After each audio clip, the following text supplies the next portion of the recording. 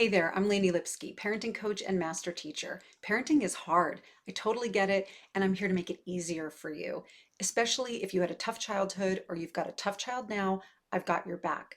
So take a deep breath, relax, and check out this clip from my coaching group this week. And remember to hit like and subscribe if you like my vibe. Let's get started. So, the topic that I wanted to talk briefly about today is emotional load.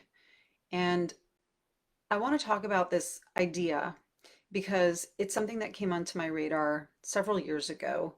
And, you know, it's something that gets lost very easily. And if you haven't heard this term before, you're going to understand why it gets lost very easily.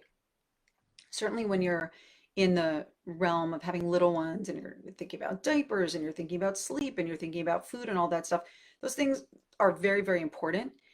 And it's also important for me as a parenting coach and what I do to go beyond that, to talk about other things that often get lost in the minutia and the day-to-day of early parenting, especially. And what I find, and what I saw in myself, and what I saw in my parenting peer group anyway, was that when the conversations were really wrapped up in the minutia, the basics, right?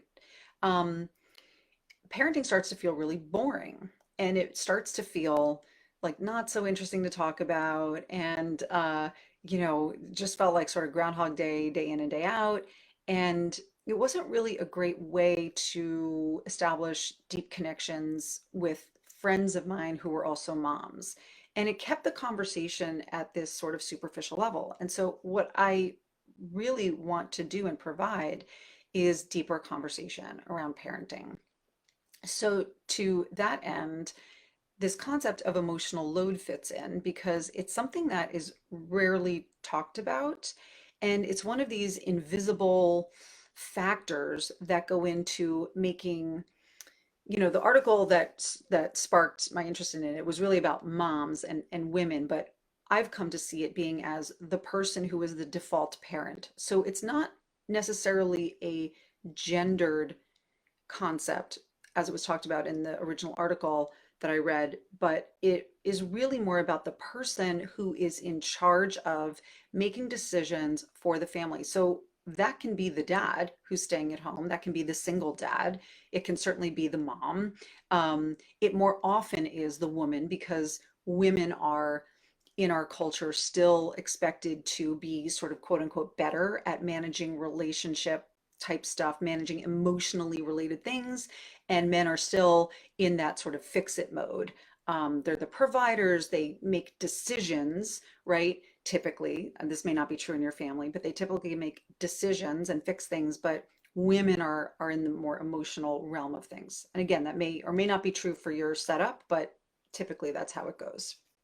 So this concept of emotional load comes in when we're talking about the person who is responsible, whether it's the mom or the dad, who's responsible for making the decisions that require a lot of research, a lot of um, process to come to a conclusion.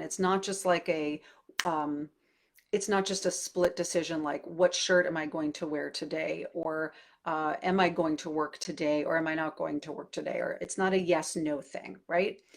And I know a lot of you, maybe all of you will be able to relate to this, that it's something that, like, a classic example is food, right? Most of the time it's one person in the family who is responsible, whether that has been directly decided or it just sort of falls to one person to figure out the meals for the family. So when we talk about actually cooking or making meals, providing meals for a family, there's a lot of work that goes into that, right? If you care about what your kids eat and you're not just ordering out all the time, right?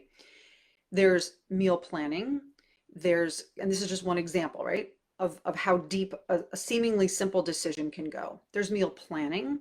There's considering what people's likes, dislikes, possible allergies are. There's the shopping for it. There is the unpacking of the groceries. There is the preparation of each meal.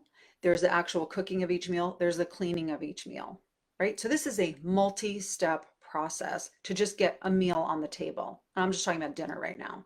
So if you're the person at home who is responsible for deciding these things, breakfast, lunch, and dinner, and you're not the person who enjoys it, right? I'm speaking for myself now. I've been in charge of meals in my house, and I'm not a person who is naturally like, at peace or at the kitchen is not my happy place. Let's just say that. This kind of process can become really exhausting and actually fatiguing for the person who's doing it. In the article that I read, this was years ago, the woman was talking about what she wanted. The woman who wrote it was talking about what she wanted for Mother's Day was for her husband to hire a cleaning service to do the deep cleaning. And what she really wanted him to get at, what she didn't she wanted the clean house, but that was sort of the bonus. But what she really wanted was for him to take over the process of figuring out how that was going to get done. Asking friends on Facebook, who was the best person around, price comparing, price shopping for this, talking to the people, figuring out the time, figuring out like all of those steps, right? So I'm giving you two examples of emotional load, the behind the scenes work that goes into every single decision that we're ultimately making in our households. So if you're somebody who makes those decisions frequently, you understand what I'm talking about. And if you're not the person who makes those decisions frequently, I implore you to consider how many things happen in your home that you don't think about. Like, how did this meal get on this table? Or how did this room stay clean today? How is it that there's always seems to be toothpaste in the house? How does it always seem to be that there's always toilet paper in the bathrooms or that the sink is always cleaned out? Like things that require somebody to pay attention, to care about it, and to take action about it. Those are the things that we're talking about. And this can create a very huge emotional load for the person who's carrying it. And I remember in the article, she was talking about how women typically, again, she was talking about their perspective, come across as being nags when they're the ones carrying the emotional load. And her argument was, well, we're not actually nags. We're just pointing out the things that get overlooked in the process that we're sort of responsible for. So, for a classic example is people leaving their socks on the floor or their wet towels on the floor, right? For the person who is sort of responsible for paying attention to these things, when other people in the house are not helping out and not taking the emotional, cognitive initiative to pay attention and take action, it can feel like we are becoming a nag. It's this classic outcome of it is, well, I'm not being a nag, but you've made me into a nag because you're not doing the thing that I've asked you to do. So now I ask you again and again and again. There's a lot of frustration, a lot of resentment that gets built up over time. It's something that I so relate to, and so many things require so many steps that for the person who's not involved in doing the steps, it's so easy to take for granted. And I would also say that it goes the other way too. Like one example in my family is my husband takes care of our taxes, right? Like that just in my book sort of magically happens, right? But he went through all of the steps to figure out how we were going to do them, if we were going to hire an accountant or we're going to do them ourselves or how we're taking care. It's a multi-layered process, right? That I just want to bring up to help you if you are, whether you're married or you're not, but if you're the person who is carrying the emotional load in your family, to recognize that that is part of why it can feel frustrating and it can feel lonely and you can feel really resentful, right? And if you have not been aware of your partner's emotional load for what he or she has been doing, I encourage you to think about that, just to pull that onto your awareness. I'm trying to help reduce resentment here, right? And overwhelm. Because if you're a single parent and you're doing all of this all on your own all the time, I mean, I don't know who there would be resentment toward. I mean, I can imagine, but but I don't know for sure because that's not my scenario. But I can imagine that there's overwhelm, right? And if you've ever been told by somebody, well, whatever, just make a decision and do it. Like if you're somebody who really cares about the quality of the outcome, you are somebody who's going to be doing a lot of emotional work and a lot of research to figure out what the best outcome is going to be. Like, should our kids be eating more, meat or less meat or more dairy or less dairy? Like those kind of things, like for people who are really paying attention to their kids' nutrition and their kids' well-being, which I know all of us care about, but at a certain point it just becomes overwhelming. So if you've been beating yourself up over not doing that stuff, this can help you understand why. So what to do about that is to, first of all, recognize that you are carrying a big emotional load when you're making all of these decisions and looking into all of these things to just make the basics go well often, right? Like how many of us stressed and struggled over what kind of diaper we were going to use when our kids were little? Maybe you didn't. I did. I was like, what's the best? Is it cloth? Is it disposable? Is it eco-disposable? Is it like it just is these rabbit holes that we talk about? That's like a key thing when you talk about rabbit holes. It's like looking into the research and figuring it out. So I encourage you to, first of all, once you make a decision, to trust yourself that you've made the best decision that you could at the time and give yourself a break, and to also applaud and really hold in high esteem your partner for whatever emotional load they're holding, and to give yourself a break if you're the person who is carrying all of it because you're a single parent. It's so important.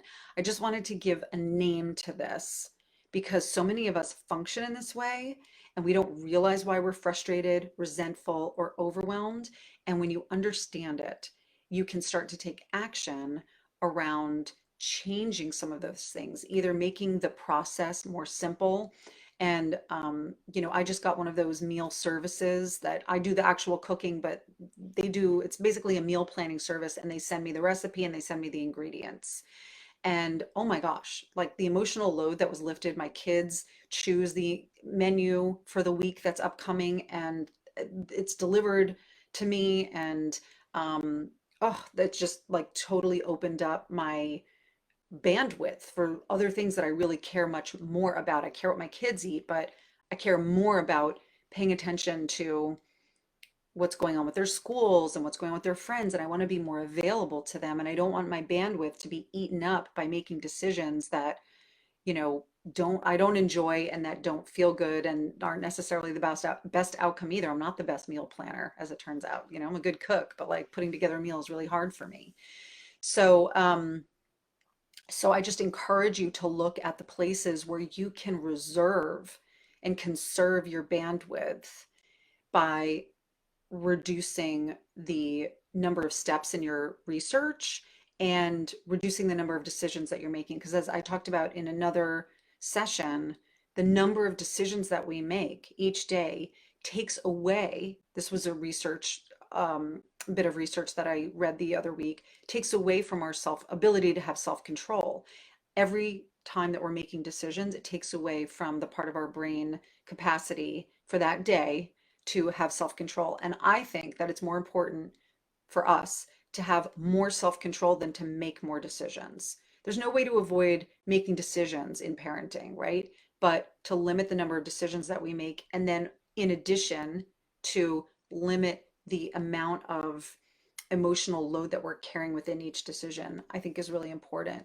And to also recognize when you're burning out, to say, I've made enough decisions for today, or I'm limiting my decisions to 3 decisions today. That would be a game changer. You know, have as much as you can on autopilot so that you're not constantly doing the research.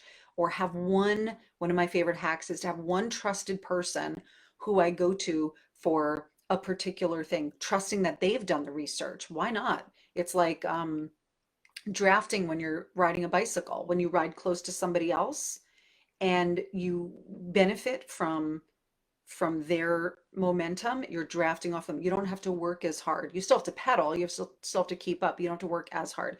So if you have a friend who, knows a lot about nutrition, and has the same issues that your kids have, let's say your kid is gluten free or something or lactose intolerant, talk to that person, use that person's expertise, and become an expert in one thing maybe that you can share back with that person.